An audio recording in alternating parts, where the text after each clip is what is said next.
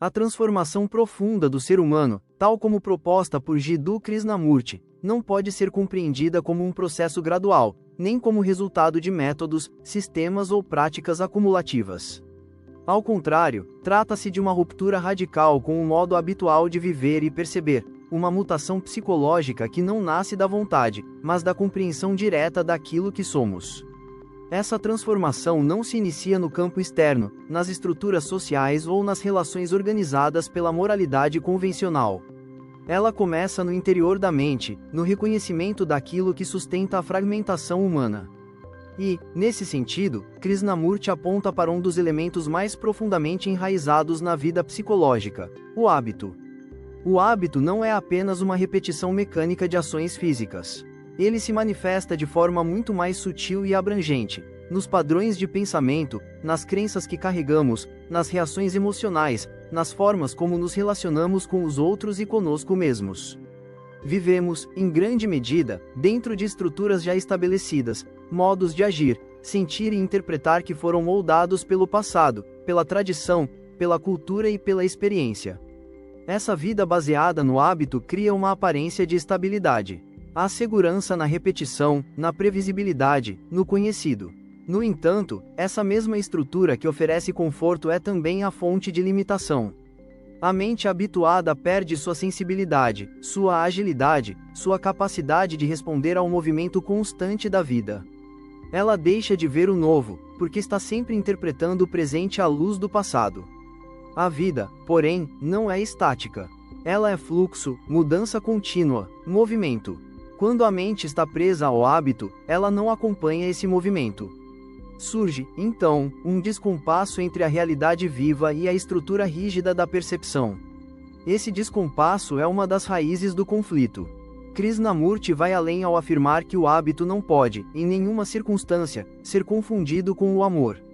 O hábito pode criar padrões de comportamento considerados corretos, pode gerar rotinas aparentemente virtuosas, mas permanece sendo repetição, condicionamento, continuidade do passado. O amor, por outro lado, não pertence a esse campo. Ele não pode ser cultivado, nem treinado, nem transformado em prática. Qualquer tentativa de fazer do amor um hábito o destrói, pois o reduz a algo mecânico. Na ausência desse amor, que não é sentimentalismo, nem apego, nem dependência, o ser humano busca substitutos.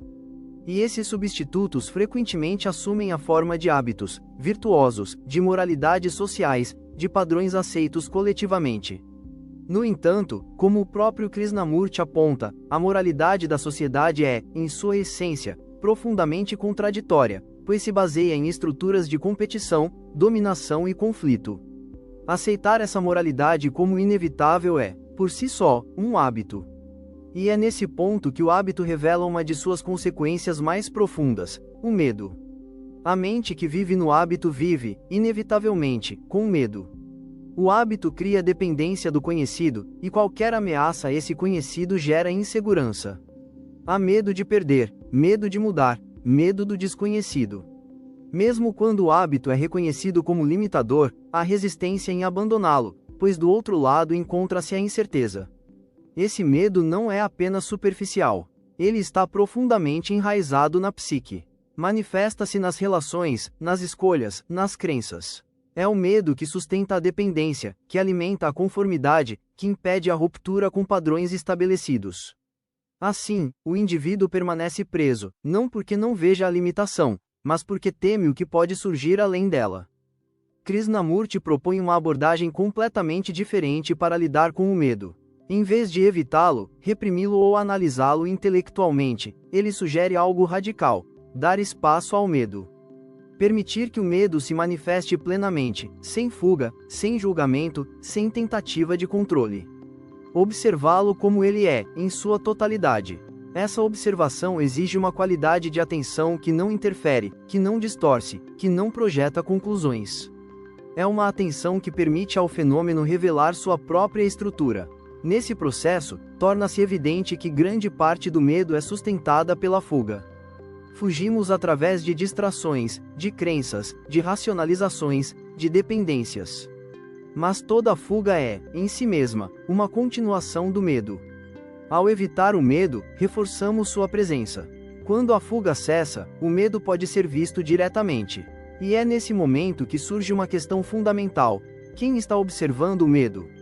Essa pergunta conduz a uma das percepções mais profundas do ensinamento de Krishnamurti. O observador, aquele que acredita estar separado do medo, não é uma entidade independente. Ele é, na verdade, o produto do mesmo processo que gera o medo. É composto por memórias, experiências, condicionamentos, crenças. Ou seja, o observador é parte do que está sendo observado. Essa percepção dissolve a divisão entre sujeito e objeto. Não há um eu separado que observa o medo. Há apenas o movimento total da mente, no qual tanto o observador quanto o medo estão incluídos. Essa compreensão não é teórica, mas vivencial. E, quando ocorre, altera profundamente a relação com a experiência. Sem a divisão, não há conflito entre o observador e o observado. O medo não é algo a ser combatido ou superado por uma entidade separada. Ele é compreendido como um movimento da própria consciência. E, nessa compreensão, há uma transformação que não depende de esforço ou de tempo. A liberdade psicológica, nesse contexto, não é um objetivo a ser alcançado, mas a consequência da compreensão. Quando a mente vê claramente a natureza do hábito, do medo e da divisão interna, há uma ruptura com esses padrões. Essa ruptura não é produzida pela vontade, mas pela percepção direta. É nessa liberdade que pode surgir aquilo que Krishnamurti chama de amor. Não como um sentimento cultivado, mas como uma qualidade de ser que emerge quando a mente não está presa ao passado, ao medo, à repetição.